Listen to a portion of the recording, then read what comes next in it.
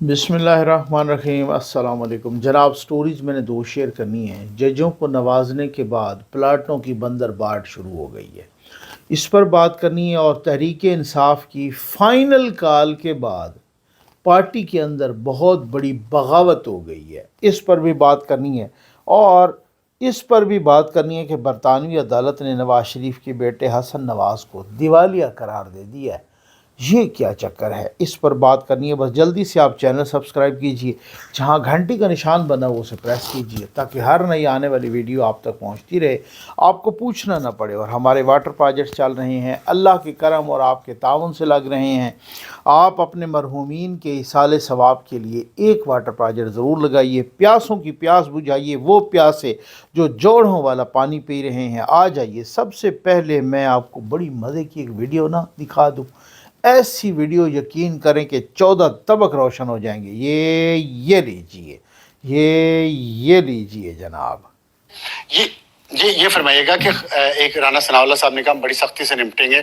मैं और भी सुनवाना चाहता हूँ। सवाल मेरा पहले सुन लें कि पाकिस्तान तहरीक इंसाफ ने एहतजाज की हिकमत अमली तय करते हुए 24 नवंबर को इस्लामाबाद को चारों तरफ से घेरना है। और खान साहब कह रहे हैं कि अगर आप सब सच्चे मुसलमान हैं और आपको कलमे का मतलब पता है, तो फिर किस चीज का डर और खौफ? मौत बरहक है और उसको आना है, तो बेहतर है कि अल्लाह की राह में हक के रास्ते पर आए। मैं फिर इस पे वो बात वहीं जाएगी दोबारा कि इसमें खान साहब के जो बच्चे लंदन में हैं, सच्चे मुसलमान तो वो भी होंगे, कलमे का मतलब भी उनको पता होगा, मौत भी बरहक है, तो क्या वो भी आएंगे यहाँ दूसरे नौजवानों को उनका हौसला बढ़ाने के लिए, उनके लिए मिसाल बनने के लिए? या ये हक का रास्ता सिर्फ पाकिस्तानी बच्चों के लिए है?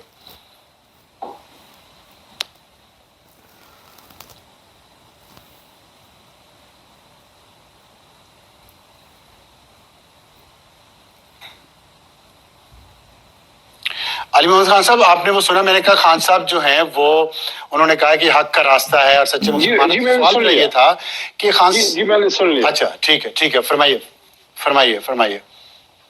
ये अर्ज ये है, देखिए अर्ज ये है कि इस तरह एक दूसरे के बच्चों को टारगेट करना, इसका मतलब है कि जब बात बच्चों पे पहुंच गई है, इसका मतलब है आप मुकाबला, अब जब बात बच्चों पे पहुंच गई है ना, तो आप इसका मतलब मुकाबला कर नहीं सकते।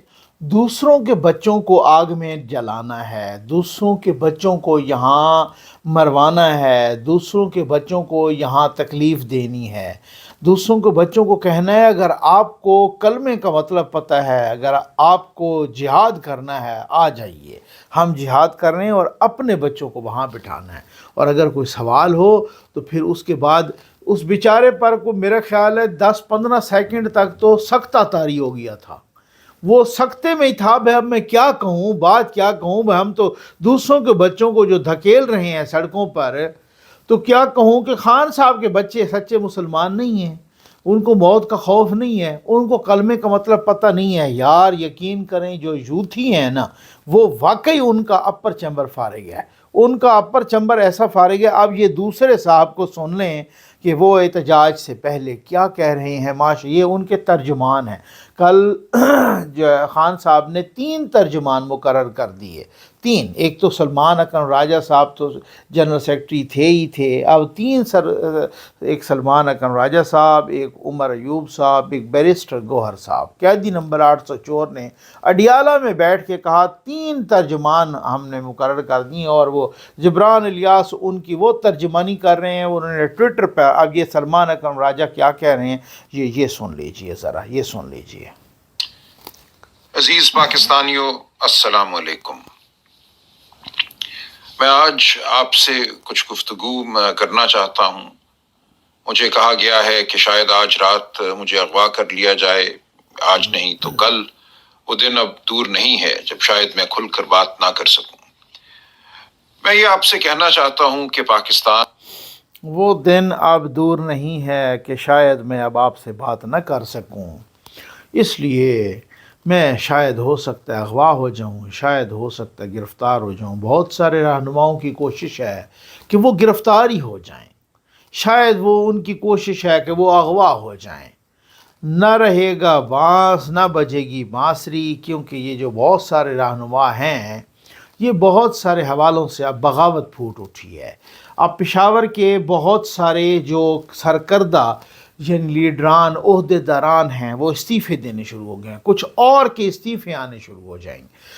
پنکی پیرنی پردے کے پیچھے بیٹھ کر دھمکی آمیز خطاب کر رہی ہیں. پنکی پیرنی صاحبہ فرما رہی ہیں کہ ہر ایم این اے نے 10,000 بندے لانے ہیں، ہر ایم پی اے نے 5,000 بندے لانے ہیں، مجھے گاڑیوں کے اندر کی ویڈیو چاہیے. پھر کہتی ہیں میں تو سیاسی بھی نہیں ہوں، میں گنوں گی وہ گاڑیوں کے اندر کی ویڈیو چاہیے. کل یوتھ سے انہوں نے خطاب کیا.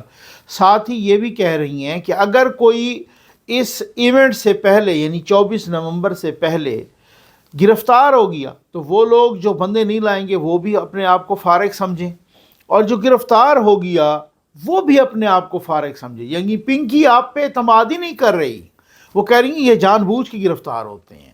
اور پنکی خود کہہ چکی ہے کہ ہو سکتا ہے 24 سے پہلے میں بھی گرفتار ہو جاؤں. یعنی جب آپ گرفتار ہوں تو وہ ٹھیک ہے، وہ درست ہے، وہ بالکل جینون گرفتار ہوئی ہیں. اور جو باقی گرفتار ہوں تو کہتی ہیں کہ وہ ان کو پھر ہم پارٹی سے نکال دیں گے. اس کا مطلب ہے پکا شک جا رہا ہے پنکی پیرنی کا کہ جی بالکل اسی طریقے سے اگر آپ گرفتار ہوں گے تو پھر اور ہم نے سنا ہے. گو کہ میں تو اس پہ بیلیو کرتا نہیں ہوں بھائی، سیدھی بات ہے، میں تو اس پہ بیلیو نہیں کرتا، کیونکہ مجھے تو بالکل جنرل فیض کے پکے بندے نے بتایا تھا کہ پنکی پیرنی کو ہم نے پلانٹ کیا ہے. ٹھیک، میں کئی دفعہ کہہ چکا ہوں، صحیح ہو گیا، سب سے پہلے یہ سٹوری میں نے ہی بریک کی تھی. لیکن اب وہ بتا رہے ہیں پنکی پیرنی نے علی امین گنڈا پور کو یہاں دھمکی لگائی ہے، دھمکی کہ اگر آپ نے اس دفعہ ڈیلیور نہ کیا تو آپ وزیر اعلیٰ نہیں رہیں گے. ہاں جی، پنکی پیرنی کے ٹھاٹ باٹ تو دیکھیں کہ اگر آپ نے ڈیلیور نہیں کیا تو آپ اس بار وزیر اعلیٰ نہیں رہیں گے. یہ پنکی پیرنی نے میڈیا رپورٹس کے مطابق علی امین کو دھمکی لگائی ہے. ٹھیک ہے، اب علی امین ڈیلیور نہ کرے تو پھر وہ عمران خان اور پنکی پیرنی، خیر میں تو یہ اس چیز کا قائل ہوں کہ مجھے تو پکی اطلاعات ہیں آج بھی کہ پنکی پیرنی کوئی نہ کوئی ایسی حرکت کرے گی کہ پھر یہ احتجاج جو ہے نا بڑھ جائے گا اور یہ سارا کچھ. اور پنکی پیرنی جن کی پلانٹڈ ہے وہ آپ کو پتہ ہے وہ پلانٹڈ ہی ہوتی ہے، تو وہ اس وجہ سے وہ والی بات ہے. خواجہ آصف صاحب بھی جس طرح کہا ہے یہ سارے کمپرومائزڈ ہیں. اور پنکی پیرنی نے جو دھمکی لگائی ہے علی امین کو، اب علی امین مجبور ہے قیدی نمبر 804 سے، اگر وہ ڈیلیور نہ کرے تو ادھر سے مسئلہ ہے، اگر وہ ڈیلیور کرے تو وڈا گھر جو ہے نا سوٹا مارے گا اس کے سر میں اور پھر ادھر سے مسئلہ ہے.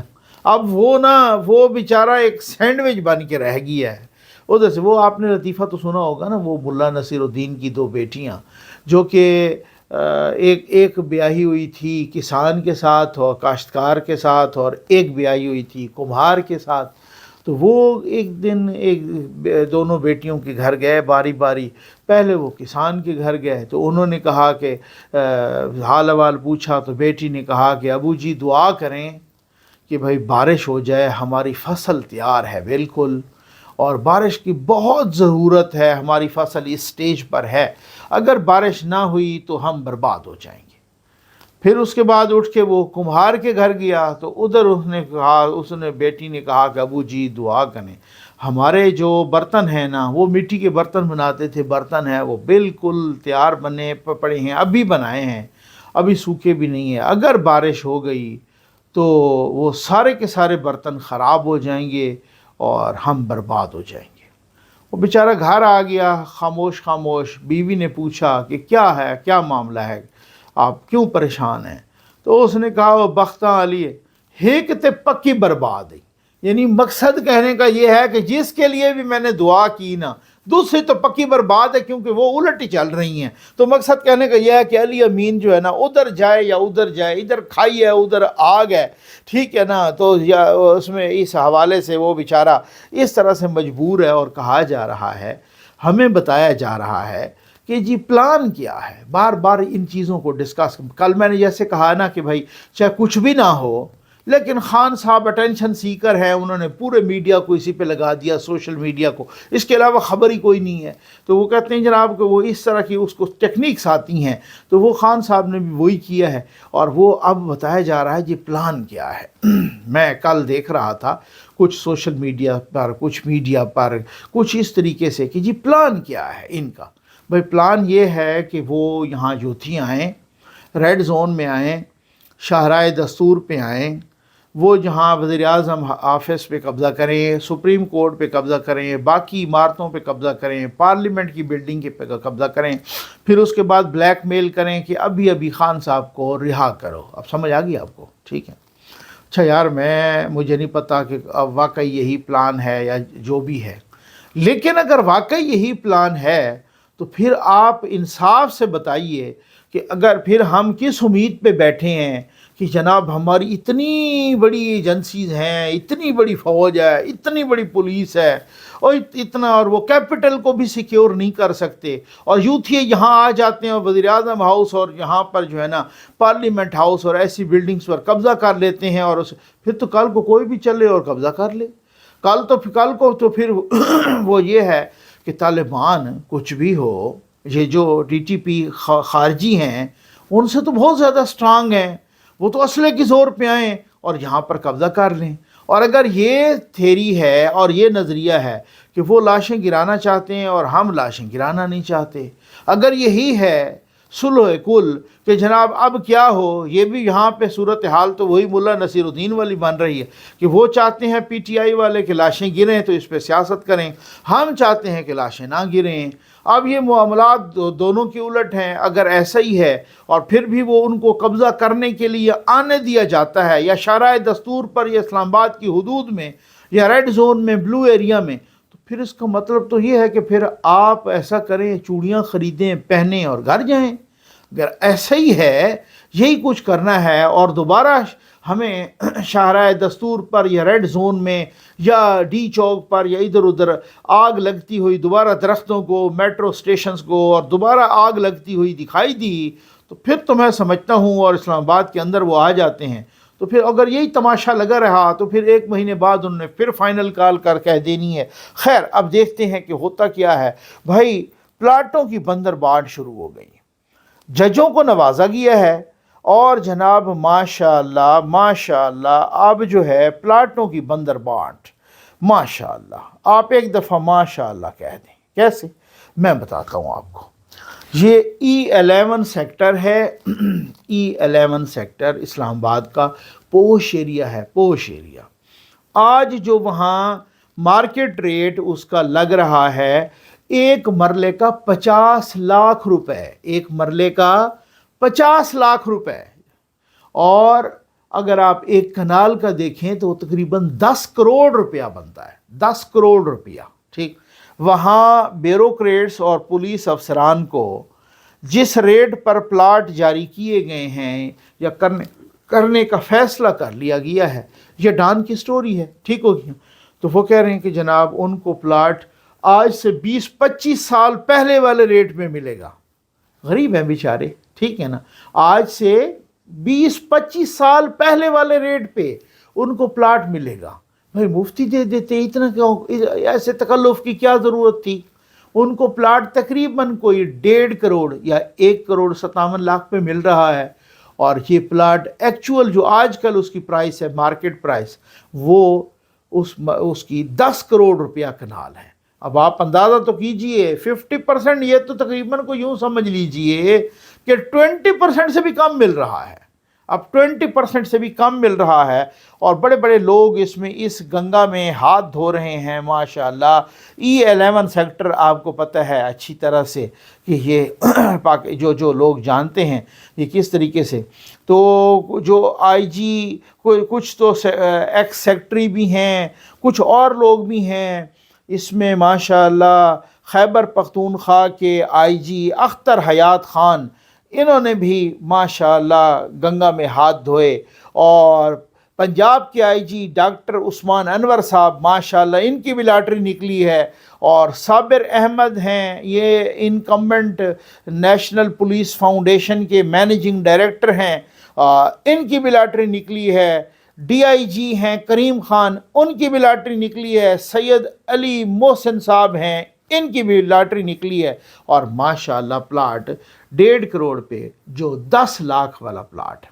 اب مجھے سمجھ نہیں آتی کہ یہ کر کیا رہے ہیں یار، مجھے نہیں سمجھ آتی، ٹھیک ہو گیا، یہ کیا کر رہے ہیں، یہ حکومت کیا کر رہی ہے؟ آپ نے جہاں لوگوں کے پاس کھانے کا نہیں ہے، آپ نے پہلے ہائی کورٹ کے ججوں کو نوازا، اور ان کو نوازنے کے بعد ان کی ایک ایک کی تنخواہ 20-20 لاکھ تک پہنچائی، ٹھیک ہے، پتہ نہیں کہاں سے اٹھایا، ان کا جوڈیشل الاؤنس کہاں پہنچایا، آپ نے 3-3 4-4 گنا، اور آپ نے ایک جج کی تنخواہ 20 لاکھ پہنچا دی۔ ادھر پہلے میں نے آپ کے ساتھ ڈسکس کیا تھا، ماشاءاللہ حکومت پنجاب، مریم نواز صاحبہ کی حکومت، اس نے صحافیوں کو 3200 صحافیوں کو پلاٹ دینے کا اعلان کر دیا۔ 3200 صحافی، میں سمجھ نہیں آتی انہوں نے تیر کیا مارا ہے، صحافیوں نے انہوں نے کیا تیر مارا ہے کہ ان کو پلاٹ دینے کا 3200 کو، اور پھر اس کے بعد وہاں بھی اسی طریقے کی بندر بانٹ، اور وہاں بھی اسی طریقے کے سرکاری ملازمین کو اپیز کرنا، خوش کرنا، اور سرکاری ملازمین کو خریدنا، اور وہ بھی جاری ہے، گاڑیاں اور گھر اور پتہ نہیں کیا کیا ان کو مل رہے ہیں، ٹھیک ہے۔ اچھا ایک یہ یہاں پر بھی ججوں کو پہلے بھی پلاٹ، آپ کو پتہ ہے، اگر پلاٹ کسی نے نہیں لیا تو ایک ہی فقیر بندہ تھا، اور وہ اس طرح، وہ کون تھے، وہ کون ہیں، جسٹس قاضی فیض صاحب، انہوں نے پلاٹ ان کو کہتے رہے بھئی یہ تو ہر کسی کو ملتے ہیں۔